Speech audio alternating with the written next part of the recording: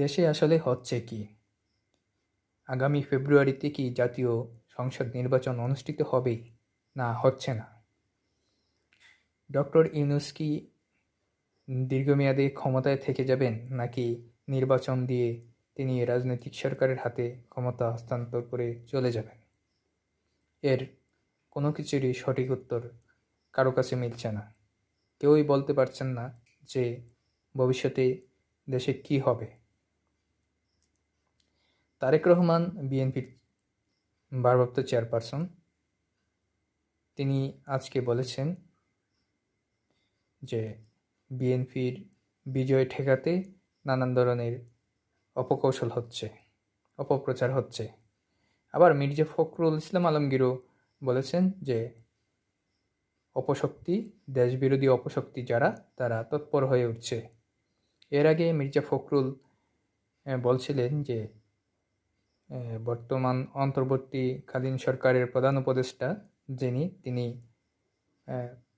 বিএনপির সঙ্গে প্রতারণা করেছেন।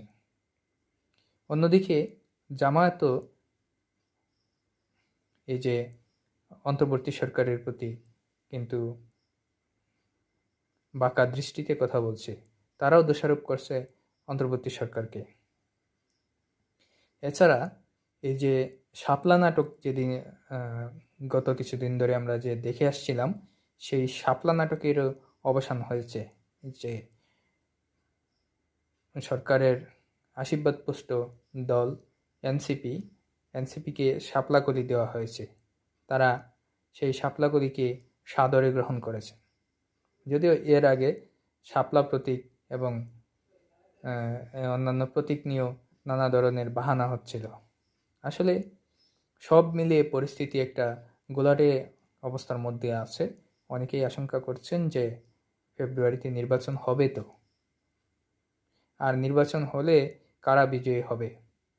কেউ কেউ বলছেন যে ডক্টর ইউনূসের আশীর্বাদপুষ্ট এনসিপি ক্ষমতায় যাবে, আবার কেউ কেউ বলছেন যে জামাত আগামীতে ক্ষমতায় যেতে পারে।